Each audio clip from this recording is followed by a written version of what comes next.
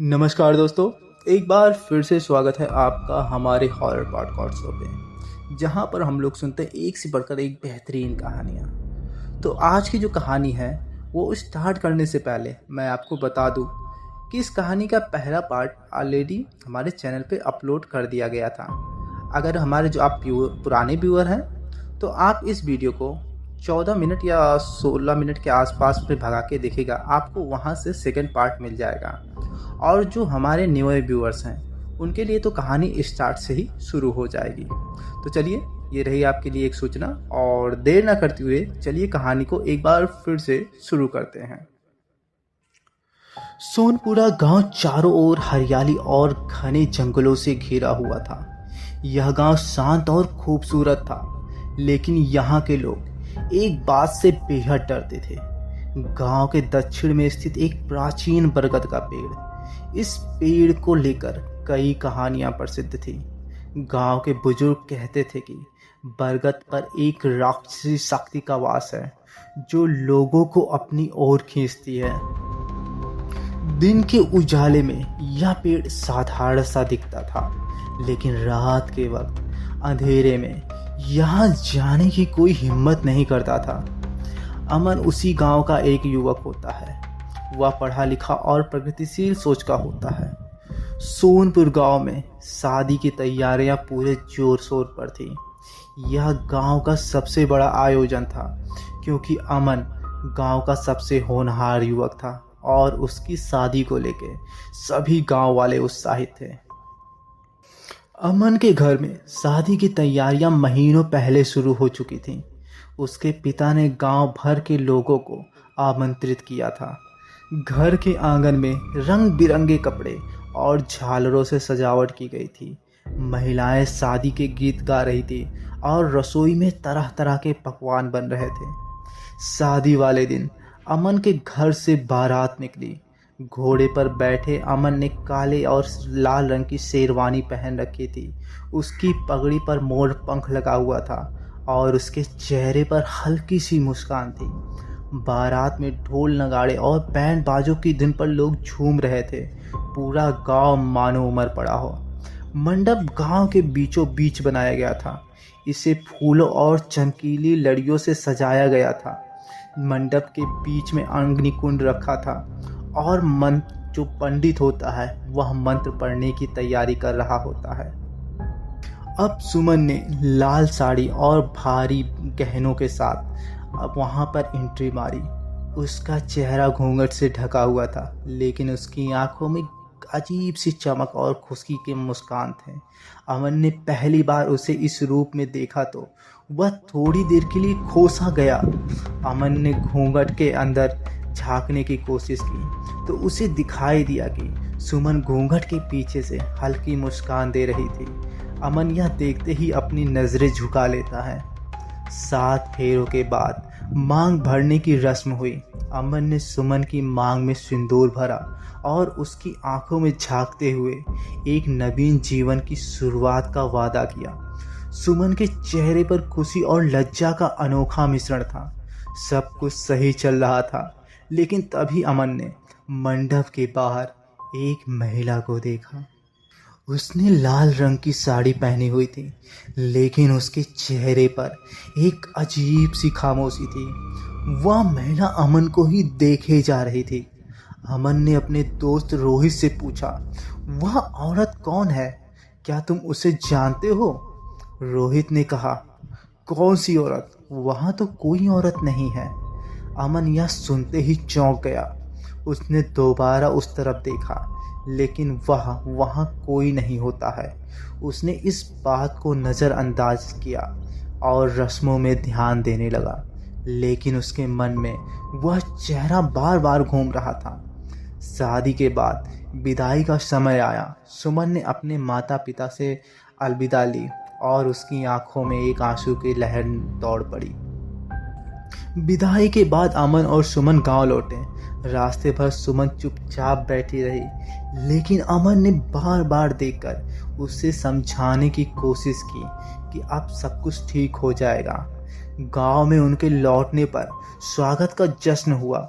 हर कोई अमन और सुमन को देखकर बहुत खुश था, लेकिन अमन के मन में उस महिला की छवि बार बार आ रही थी जो शादी के दौरान उसे दिखी थी।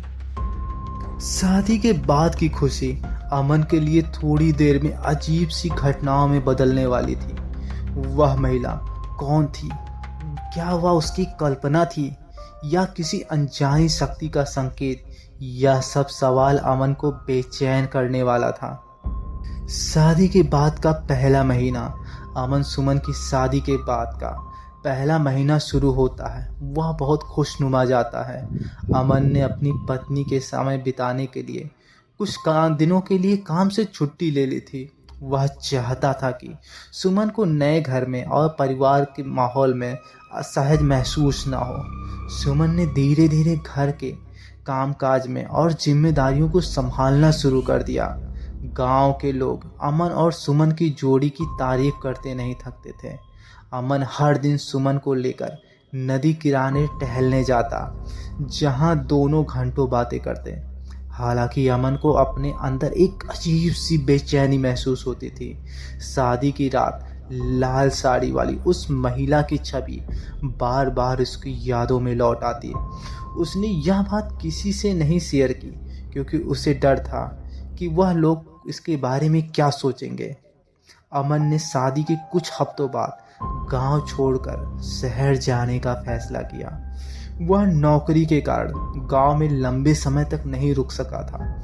सुमन ने उसे रोकने की कोशिश की, लेकिन अमन ने समझाया कि वह उसके लिए यह सब भविष्य के लिए ही तो कर रहा है। अमन ने वादा किया कि वह अगले महीने या हर महीने उससे मिलने जरूर आएगा। कुछ महीने बाद अमन को सुमन से एक खुशखबरी मिली कि सुमन अब गर्भवती हो चुकी है। फोन में उसकी आवाज़ में बहुत खुशी और उत्साह होता है। अमन ने यह सुनकर खुशी से उछल पड़ता है। उसने तुरंत वादा किया कि वह जल्दी ही गांव लौटकर सुमन को शहर ले आएगा ताकि उसका ख्याल रख सके। अमन ने सुमन की गर्भवती खबर सुनते ही अपना सामान पैक करने लगा और नौकरी से छुट्टी के लिए अर्जी भी दे दी और गांव जाने की तैयारियां भी शुरू कर दी।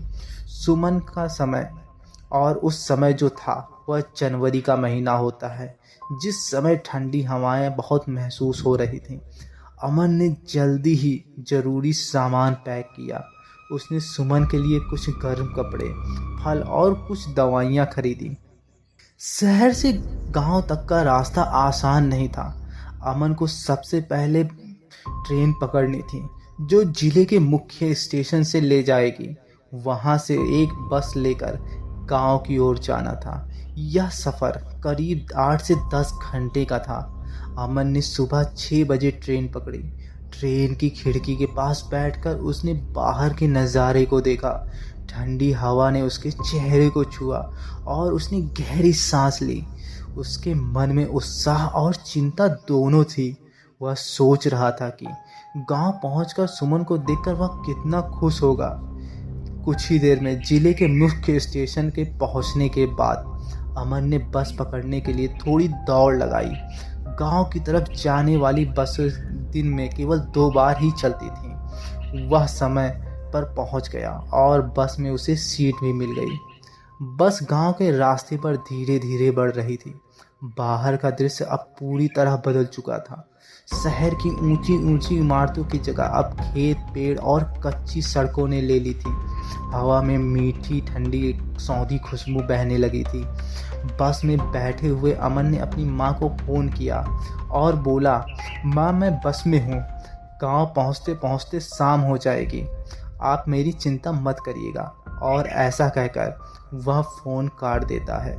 शाम के करीब 6 बजे बस गांव के पास पहुंची। सूरज डूबने लगा और आसमान नारंगी रंग का हो चुका था। बस स्टॉप पर सिर्फ अमन उतरा। वहां से उसके घर तक का रास्ता करीब 2 किलोमीटर का था। यह रास्ता कच्चा और सुनसान था क्योंकि ज़्यादातर लोग दिन में ही गांव के भीतर आया जाया करते थे। अमन ने अपना बैग उठाया और पैदल चलना शुरू किया। रास्ते के दोनों तरफ घने पेड़ थे और हवा की ठंडी झोंकें बह रही थीं। रात की चहचहाहट और कुछ अनजानी आवाज़ें माहौल को अजीब बना रही थीं। जैसे जैसे अमन आगे बढ़ा, अंधेरा गहराने लगा। गांव के रास्ते पर बिजली की व्यवस्था बहुत कम थी और सड़क पर सिर्फ चांदनी का सहारा था। पेड़ों की लंबी लंबी परछाइयों ने रास्ते को और भी डरावना बना दिया था। अमन के कदम थोड़े तेज हो गए। वह सोच रहा था कि जल्दी से जल्दी घर पहुंच जाए, लेकिन लंबा सफ़र और भारी बैग लेकर चलने के कारण वह थकने लगा। तभी उसने महसूस किया कि आसपास किसी के चलने की भारी आवाज़ आ रही है। उसने तुरंत पलटकर पीछे देखा, लेकिन पीछे कोई भी नहीं होता है और वह अपने मन में बुदबुदाता है कि शायद यह मेरी थकान की वजह से ऐसा मुझे महसूस हो रहा है। और ऐसा कहते ही वह आगे बढ़ जाता है। चलते चलते अमन एक पुराने बरगद के पेड़ के पास पहुंचा। यह पेड़ गांव का सबसे पुराना और बड़ा पेड़ था, इसलिए इस गांव के लोग इसे गांव का रक्षक भी कहते थे। लेकिन इसके साथ कई भूत प्रेत की कहानियां भी जुड़ी हुई थीं। अमन ने पेड़ के नीचे आराम करने का फैसला किया। वह पेड़ के नीचे बैठ गया और ठंडी हवा की एक सांस ली। पेड़ की विशाल शाखाएं आसमान तक फैली हुई नजर आ रही थीं और उसकी जड़ें जमीन से बाहर निकलकर सांपों की तरह लग रही थीं। उसने खुद से कहा, थोड़ी देर रुक जाओ, फिर चलूंगा। थकान के कारण वह वहीं लेट गया। अमन वहां लेटा ही था अभी कि धीरे धीरे उसकी आंखें बंद होने लगीं। तभी उसे लगा कि हवा अचानक ही ठंडी हो चुकी है। ऐसा लग रहा था जैसे कोई पेड़ के आसपास खड़ा होकर उसे ही देख रहा हो। अमन ने आंखें खोली और चारों तरफ देखा। अंधेरे में कुछ भी दिखाई नहीं दे रहा था, लेकिन उसे ऐसा महसूस हुआ कि पेड़ों की शाखाएं धीरे धीरे अजीब तरीके से हिल रही हैं, जबकि वहां पर हवा का झोंका भी बंद हो चुका था। बस लग रहा था कि कोई पेड़ों की शाखाओं पर एक डाली से दूसरे डाली पर कूद कूद कर जा रहा हो। लेकिन अमन इतना थक चुका था कि उसे कुछ भी समझ नहीं आ रहा था और कुछ ही देर में उसकी आंखें एक बार फिर से बंद होकर ली जाती हैं। अमन की आंख तब खुलती है जब चिड़ियों की चहचहाहट सुनाई दी। उसने देखा कि आसमान हल्का नीला हो चुका है। घड़ी देखी तो सुबह के 4 बजे थे। उसे यह महसूस हुआ कि वह पूरी रात पेड़ के नीचे सो गया था। वह जल्दी जल्दी उठकर चलने लगा, लेकिन उसके अंदर एक अजीब सा डर था, मानो कुछ गड़बड़ होने वाली हो। उसने इस डर को नज़रअंदाज किया और तेजी से अपने कदमों को घर की ओर बढ़ाया। घर पहुंचने तक सूरज उग चुका था, लेकिन अमन के मन में बरगद के पेड़ के पास का अनुभव अभी भी ताज़ा था। जब वह गांव पहुंचता है तो देखता है घर के सभी लोग बहुत ही चिंतित होके गांव के यानी घर के द्वार पे ही बैठे होते हैं। वह अमन को देख के बहुत ही खुश हो जाते हैं और डांटते हुए पूछते हैं कि इतनी देर से तू कहाँ रह गया था। अमन ने बहाना करते हुए बता दिया कि मैं रात को अपने दोस्त के घर ही रुक गया था, इसलिए मैं नहीं आ पाया। उस दिन के बाद आधी रात को जब सब सो रहे थे तो अमन को अचानक लगा कि किसी ने उसे पुकारा। वह चौंक कर उठा और कमरे के चारों ओर देखा। कमरा पूरी तरह से अंधेरे में डूबा हुआ था। सुमन गहरी नींद में थी। वह समझ नहीं पाया कि यह आवाज़ कहाँ से आ रही है। वह ऐसा मन में सोच ही रहा होता है, तभी उसे कुछ अजीब सी आवाज़ें एक बार फिर सुनाई देती हैं और उस आवाज़ में एक बात स्पष्ट होती है और वह आवाज़ कहती है, तुम बच नहीं सकते हो। अमन का दिल अब इस बात को सुनकर तेजी तेजी से धड़कने लगता है। वह समझ नहीं रहा था कि क्या हो रहा है और वह क्या करे, क्योंकि सुमन को तो यह आवाज़ सुनाई ही नहीं दे रही थी। तो दोस्तों, ये कहानी क्या फर्स्ट पार्ट था। अब इस कहानी के हम सेकंड पार्ट की ओर चलते हैं कि अब अमन के साथ ऐसी कौन सी घटनाएं घटती हैं। तो चलिए कहानी के सेकंड पार्ट को स्टार्ट करते हैं। अगले दिन सुबह जब सब कुछ सामान्य लग रहा था, लेकिन जैसे जैसे शाम ढली घर में अजीब चीज़ें होने लगी। सुमन रसोई में खाना बना रही थी। तभी उसे ऐसा लगा कि कोई उसके पीछे खड़ा है। उसने पलट कर देखा, लेकिन वहां कोई भी नहीं होता है। कुछ देर बाद जब वह सब्जी काट रही थी तो चाकू अपने आप जमीन पर गिर गया। सुमन ने इसे सामान्य घटना समझकर नज़रअंदाज किया। अमन अपने कमरे में बैठा हुआ था। अचानक कमरे का दरवाज़ा अपने आप तेज आवाज़ के साथ बंद हो गया। उसने उठकर दरवाज़ा खोला, लेकिन बाहर कोई भी नहीं था। दूसरी रात अमन और सुमन सोने की तैयारी कर रहे थे। सुमन को अक्सर ऐसा महसूस होता था कि कोई उसे देख रहा है। सुमन ने अमन से कहा, मुझे अजीब सा लग रहा है, लगता है इस घर में कुछ जरूर है। अमन ने उसे दिलासा दिया कि सिर्फ यह तुम्हारा वहम है, सब कुछ ठीक है। रात के करीब 2 बजे अमन की आंख खुली। उसने देखा कि कमरे के कोने में एक काली परछाई खड़ी है। वह परछाई धीरे धीरे उसकी ओर बढ़ने लगी। अमन डर के मारे उठकर बैठ गया और सुमन को जगाया। सुमन ने पूछा, क्या हुआ? अमन ने कोने की ओर इशारा किया, लेकिन तब तक वहाँ कुछ भी नहीं होता है। सुमन को अक्सर किसी के अब फुसफुसाहट की आवाज़ सुनाई देने लगी। आवाज़ें इतनी भयंकर होती थी कि वह उसे बर्दाश्त भी नहीं कर पा रही थी।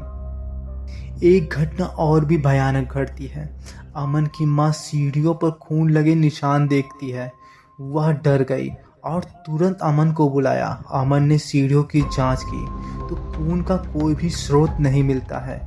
यह सब कैसे हो सकता है? अब वह अपने अंदर बुदबुदाने लगता है। अब इधर सुमन की तबीयत दिन प्रतिदिन बिगड़ने लगी। उसे रातों को बुरे सपने आते। एक रात उसने चिल्लाते हुए अमन को जगाया। अमन अमन, वह फिर से आ गया है। उसने कहा कि वह हमारे बच्चों को ले जाएगा।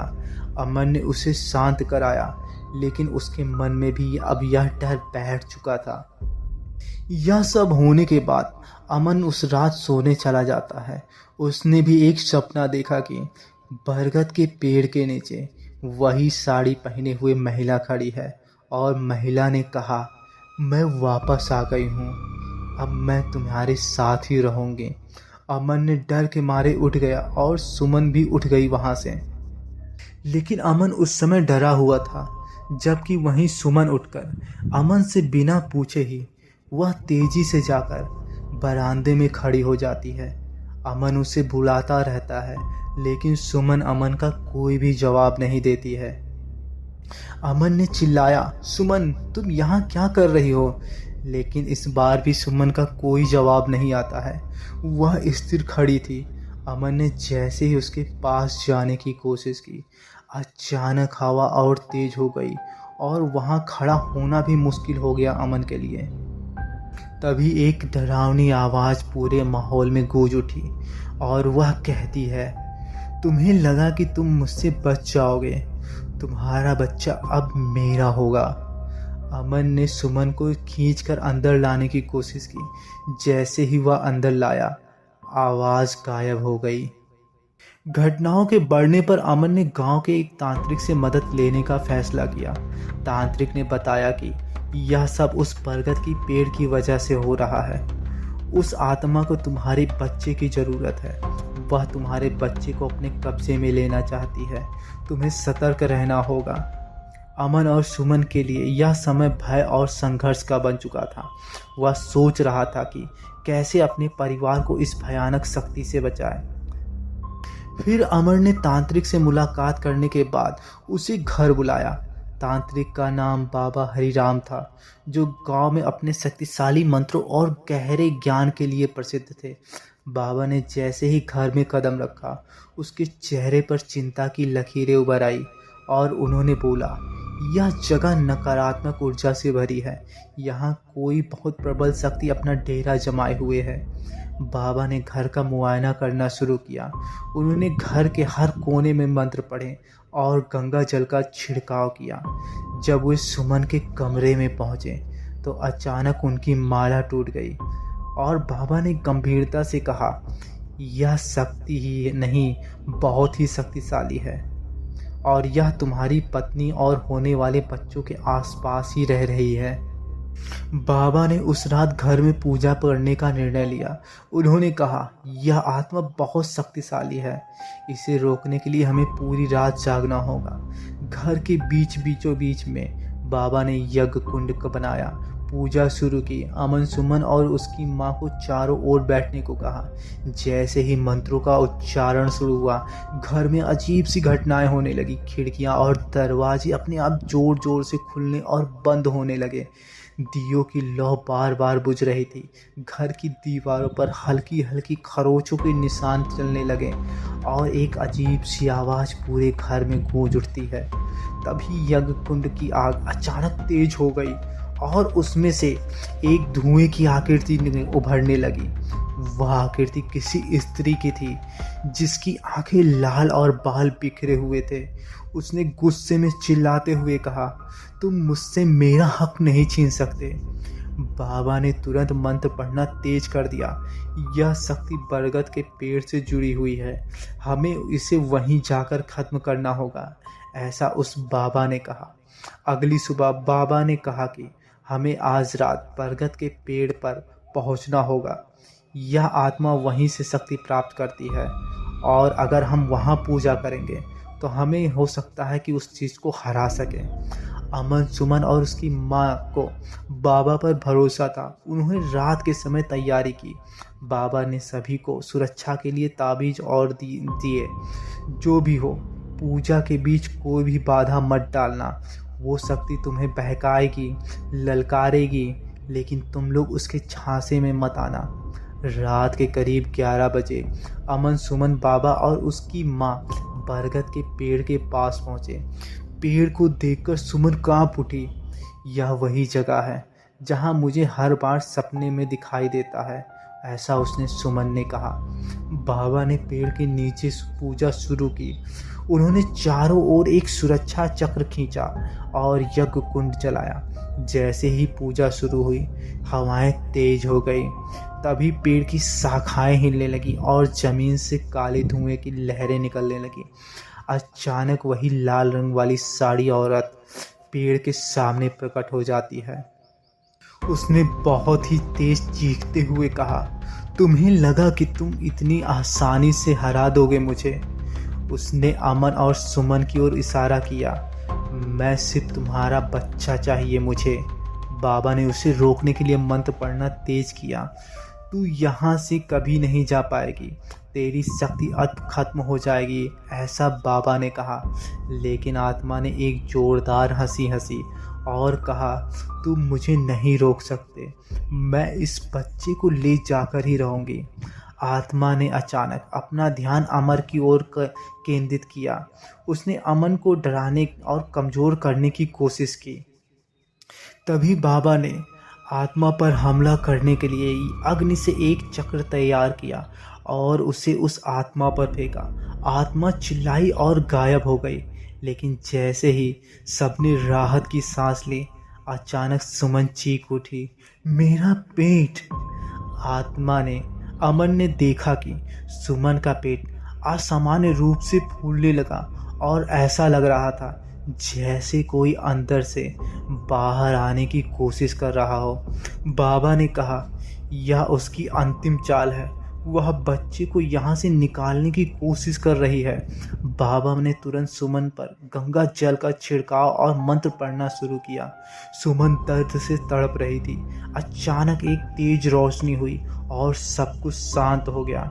जब सबने देखा तो वहाँ से बच्चा गायब हो चुका था। अमन और सुमन ने देखा कि उनका बच्चा नहीं है तो वे टूट गए। बाबा ने कहा, आत्मा ने हमें धोखा दिया है, उसने बच्चे को ले लिया है, यह सब उसकी योजना थी। अमन ने गुस्से और दुख से पूछा, अब क्या होगा? क्या हम उसे वापस नहीं ला सकते? बाबा ने कहा, यह आत्मा अब अपने लक्ष्य में सफल हो गई है, इसे रोकना अब असंभव है। तुम्हारे बच्चे को उससे अपने साथ दूसरी दुनिया में ले जा चुकी है। अमन और सुमन ने इस बात के बाद से बहुत दुख हो जाते हैं और उन्होंने फैसला किया कि वे इस गांव को छोड़कर अब शहर में ही रहने लगेंगे। लेकिन उनके दिलों में वह भयानक रात हमेशा के लिए दर्ज हो गई। हर बार जब अमन रात को सोने की कोशिश करता तो उसे वही लाल साड़ी वाली महिला और बच्चे की चीख सुनाई देती। तो दोस्तों, यह कहानी थी अमन और सुमन की। उम्मीद करते हैं यह कहानी आपको बहुत पसंद आई होगी। अगर पसंद आई होगी तो ज़रूर वीडियो को लाइक करिए। साथ ही मुझे ये बताना न भूलिए कि आप किस सिटी से मेरे वीडियो को देख रहे हैं। फिलहाल वीडियो पूरा सुनने के लिए आप लोग का बहुत बहुत धन्यवाद।